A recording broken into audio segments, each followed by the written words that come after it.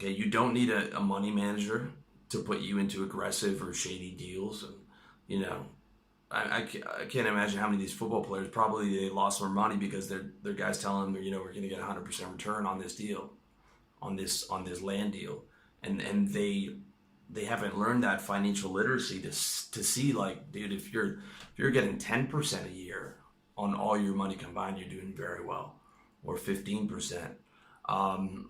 Okay, so you don't need a money manager. I would never have someone else, you know, money manage your money and then give you like a report on what it is.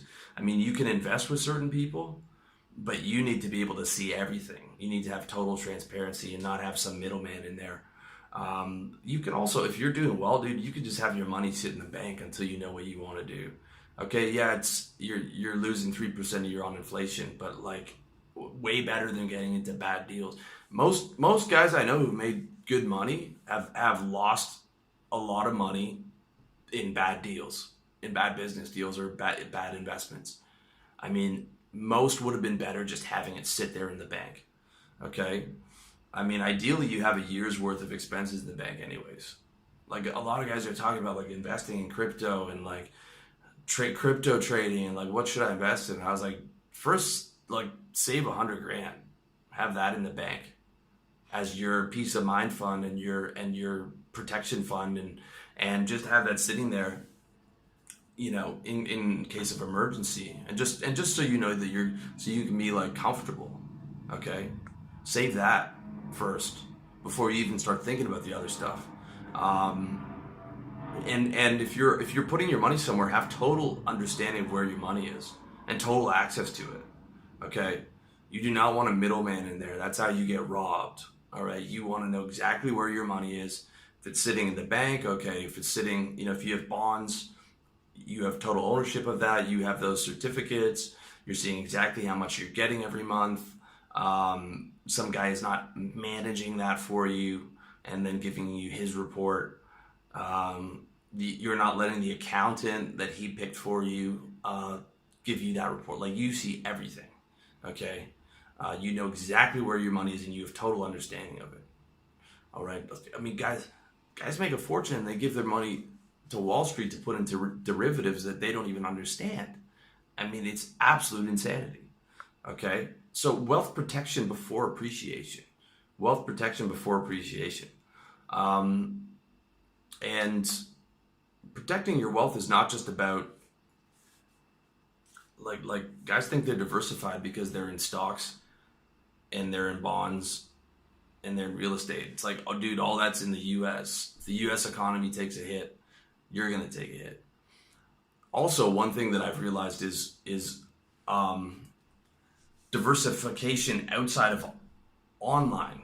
Okay, I was having a look the other day and I was like, okay, my bank accounts are online, my business is online. Dude, what happens if the internet goes down even for a day? Where am I then? So I'm increasingly looking at offline ways, okay? Not just diversification across stuff that's online, but I mean, all your banking's online now. So it's like, I'm looking at offline ways. I'm looking at Asian real estate now, not to make money, just to protect myself, having a bunch of those titles, I can live in a real estate. I can't live in a gold bar or a stock. Okay, that's that worst case scenario. Like, I want to get to where I'm bulletproof, where I could survive pretty much anything that happens. And I'm thinking like diversifying offline becomes much more interesting to me now. Because I literally make all my money online. I'm also adding to my business where I'm beta testing clients now. Okay, because if I have a list of 100 clients or something that I worked with, I'm always going to be able to get money from that. I'm going to be beta testing like seminars and stuff like that too, so that I can have those offline streams of revenue.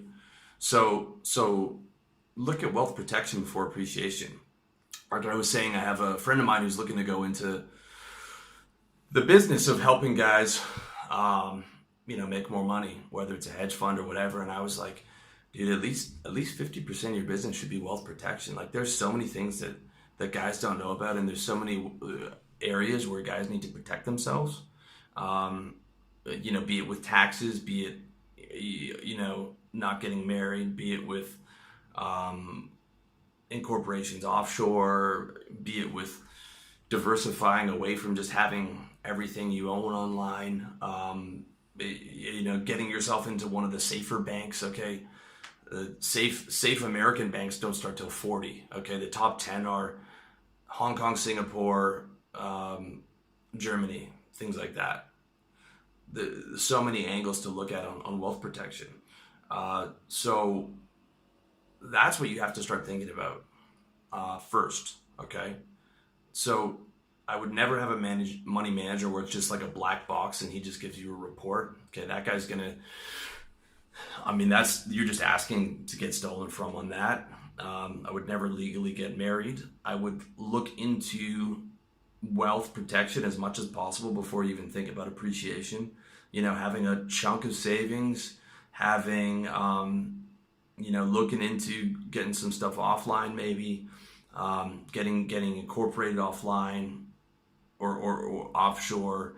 If you're in a business where there's a high legal risk, protecting your assets in some form of trust. Again, this stuff is all complicated, but I'm just trying to get your mind around that. The business is going to be the vehicle to get rich, okay? And once you're starting to get rich, it's about protecting those assets first before you even start to think about like, how do I get assets that are going to appreciate? You need to get those assets protected, and that hard money that you've earned from your business, you need to be able to protect that, and you need to stop yourself from getting into bad deals like legal marriage, for one. So that's my 2 cents as an ex-trader. Okay, I saw from the ground up what it was like with how the market actually looked, and they're selling it as stability. Okay, I also worked for a mutual fund company. 2 floors were devoted to marketing. Okay, it's like 40% of that company was marketing. I wonder why, right? To be able to sell you that it's a stable, safe investment. It's like, dude, you gotta get your mind right to where you're protecting that, and people will work their whole life and then just throw that money to Wall Street and let someone else manage it. You got to be on top of everything. And if you are going to invest with someone, make sure that they're showing you total transparency. Make sure they're showing you total transparency. Make sure it's a reasonable, sounding deal. I was walking by some condo here in Thailand, and they said it's a guaranteed 8% a year return. Like, anyone selling you a guaranteed 8% return on, is someone you should not invest with. Like, it's absolute insanity.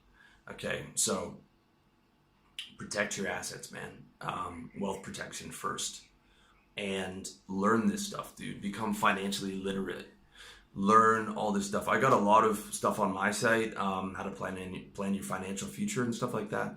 And a lot of the stuff I talk about on money is like just talking you guys out of investing and stuff, talking you guys out of putting all your money in the stock market, talking you guys out of Forex trading and crypto trading.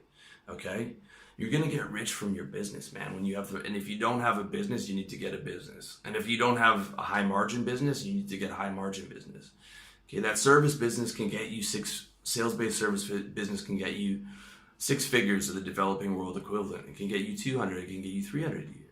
Okay, and then you can maybe take your shots at the drop shipping, take $4,000 out from that month and put it in the drop shipping. Get multiple streams of revenue going. Get your savings up, and then focus on like further protecting those assets, reducing your tax bill. Okay, not getting legally married, and then you can start looking at appreciation. Okay, and the bonds or whatever. But like, there's so much that guys need to do before that. And there's so much that you need to know. You can't have someone else, you can't just let someone else do this for you. You need to be on top of your money.